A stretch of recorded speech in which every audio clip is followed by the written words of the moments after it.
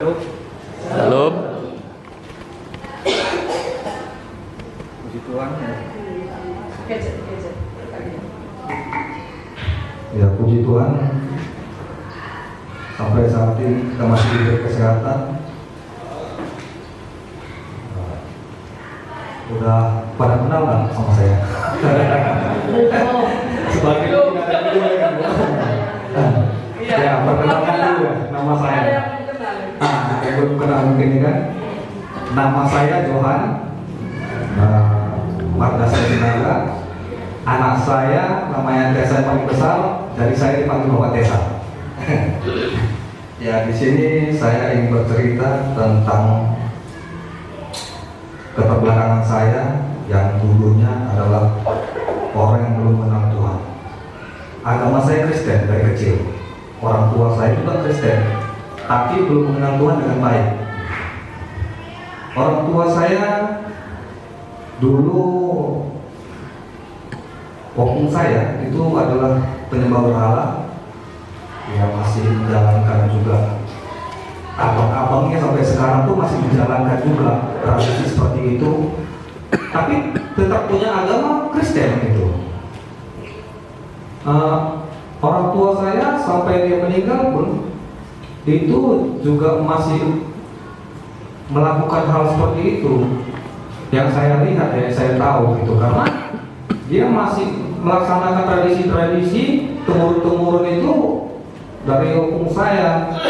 Yang dibilang kalau namanya orang perantauan itu, kalau dulu-dulu kan sering dibilang gimana ya, harus ada bekal katanya, supaya di perantauan itu bisa aman, supaya nanti bisa sukses kamu nanti di sananya gitu. Ya, saya jalani itu semua gitu sampai saya mulai menikah dan orang tua saya meninggal. Dengan jalan dia seperti itu, saya hanya bisa berdoa. Ya, saya yakin Tuhan juga mungkin, saya berharap lah ya, pasti besar Tuhan saya juga bisa masuk surga nantinya gitu. Saya mulai dekat dengan namanya firman Tuhan setelah saya menikah dengan istri saya. Terus saya bertemu dengan saudara-saudara saya iman yang di sini. Saya semakin bertumbuh. Disinilah saya baru dibilang untuk bertobat, ya, mengenal Tuhan lebih baik lagi, ya. Dan saya juga berharap untuk saudara-saudara saya supaya mendoakan saya, supaya saya bisa lebih bertumbuh lagi. Saya terberkati dari perjalanan hidup saya waktu kami membawa anak kami kemari itu untuk pembatasan. Penyerahan ya, penyerahan anak. Disitulah saya baru, itu sekitar 2 tahun yang lalu ya Bu ya. Di situ saya baru merasa hati saya itu tersentuh gitu. Kalau dulu saya orangnya bukan bejat lagi ya. Kalau mungkin orang melihat saya, bahkan satu kampung saya dulu di PKS Parabelakang itu menjat saya adalah orang yang paling bejat. Karena apa? Saya melakukan hal-hal yang paling dibenci oleh Tuhan. Mencuri, narkoba, mabuk-mabukan, main judi, segala macam semuanya. Makanya dibilang saya itu, wah kalau orang nengok saya, gila itu katanya. Karena itu tadi, saya menganggap hal itu semua biasa, namanya kehidupan gitu.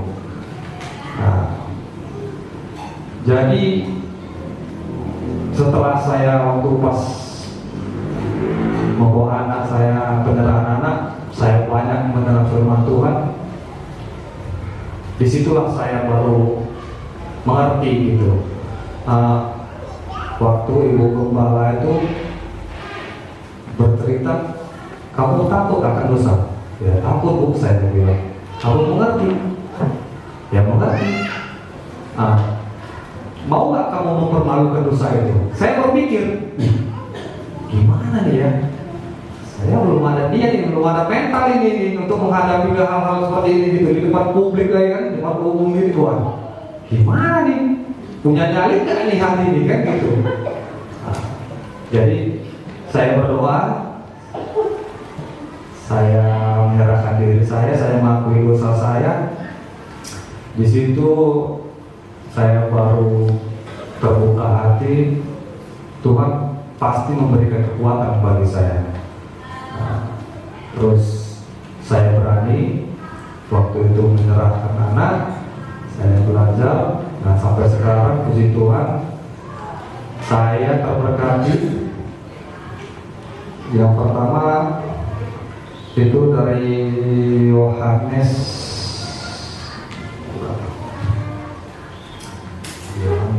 12 ayat yang keempat dan 5. Saya bacakan. Tetapi Yudas Iskariot, seorang murid dari Yesus yang akan segera menyerahkan dia, berkata, mengapa minyak narwastu ini tidak dijual 300 dinar dan uangnya diberikan kepada orang miskin? Di situ saya berpikir, saya sebenarnya aja si Yudas Iskariot itu adalah orang yang munafik. Saya sendiri tidak memperdulikan Allah itu gitu. Di situ saya merasa inilah saya Tuhan. Orang yang munafik itu, orang yang penuh dengan dosa itu, sedangkan dia pun mau itu menjual Tuhan gitu kan. Karena kekotoran dirinya itu gitu.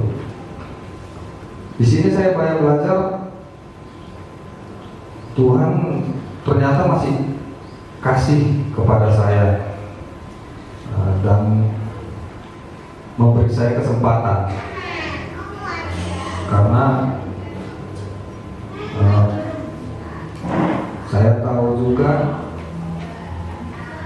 seperti firman Tuhan juga ada tulis di Roma 6 ayat yang apa?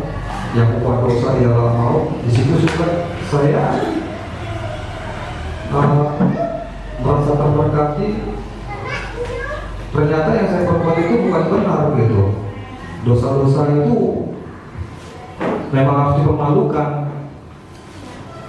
Itulah firman Tuhan yang membuat saya semakin kuat dan saya semakin belajar lagi bagaimana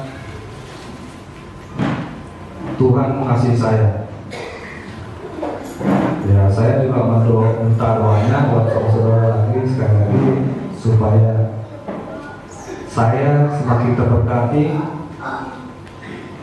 saya semakin mengerti akan firman Tuhan, saya akan terus belajar. Semoga kehidupan lebih baik lagi buat saya. Mungkin itu aja, terima kasih.